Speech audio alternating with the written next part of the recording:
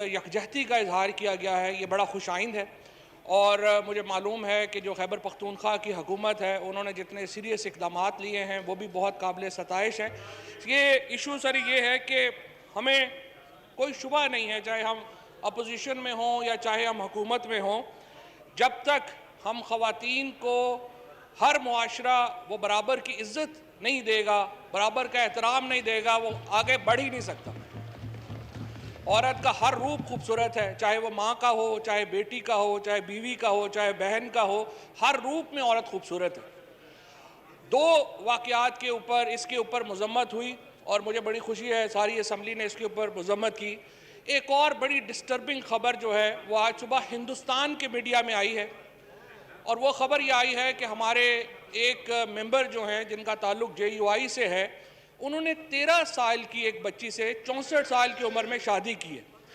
ये बड़ी डिस्टर्बिंग ख़बर है क्योंकि ये चाइल्ड मैरिज रिस्ट्रेंट एक्ट के ख़िलाफ़ है और मैं आपसे ये गुजारिश करूँगा कि आप इस तरह से करें कि कम अज़ कम जो JUI के जो सरबराह हैं, हम तहकीक नहीं कर रहे, वो सिर्फ आके हमें ऐवान को ये बता दें, डिनाई कर दें कि ऐसा वाक़या नहीं हुआ, क्योंकि हिंदुस्तान में इसके ऊपर, पूरी दुनिया में इसके ऊपर पाकिस्तान की पार्लिमान का मजाक उड़ रहा है और हमारा मजाक उड़ रहा है। और मेरा तो दिल दुखी है इस बात के ऊपर कि कैसे हम ये हरकत की अलाउ कर सकते हैं और कैसे हम अपने बच्चों को इस तरह से एक्सपोज कर सकते हैं। और तीसरी बात जो मैं रिक्वेस्ट करूँगा कि जो हमने बात की, जो राजा अशरफ साहब ने कहा कि आप मामला जो है वो सिंध असम्बली में उठाइए अलीम आदिल शेख साहब का। जनाब स्पीकर, जुल्म जहाँ पे भी जुल्म होगा वो जुल्म है। ये नहीं हो सकता कि आप कहें कि सिंध का जुल्म होगा और नेशनल असम्बली उस पर बात नहीं करेगी। हर जगह जहाँ पर ज्यादती होगी, ये पाकिस्तान के अवाम का हमारा फ़र्ज़ है कि हम वहाँ पर सवाल जो है वो रेज़ करें।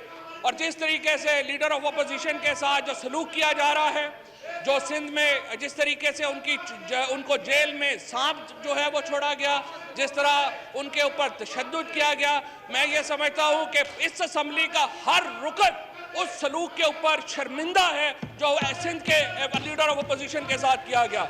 और मैं आपसे दरख्वास्त करूँगा, इसके ऊपर एक भरपूर हमें कार्रवाई की ज़रूरत है।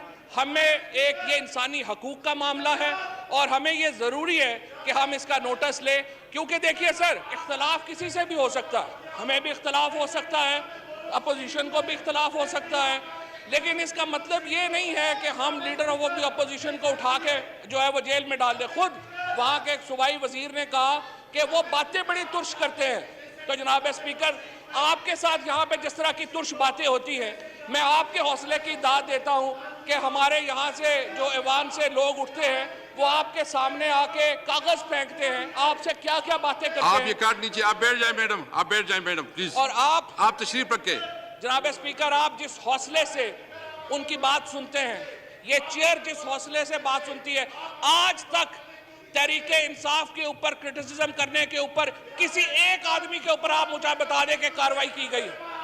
आप ये हमेशा सब्र का साथ देते हैं, आप हमेशा हौसले का साथ करते हैं और आप पाकिस्तान के अंदर एक वो माहौल लाना चाहते हैं जिसमें जमहूरियत आगे बढ़े। और इसके लिए जनाब स्पीकर, मैं ये समझता हूँ कि जो रवायात आपने यहाँ पे कायम की है, आरिफुल्लाह, कोरम का आपने पॉइंट आउट किया है।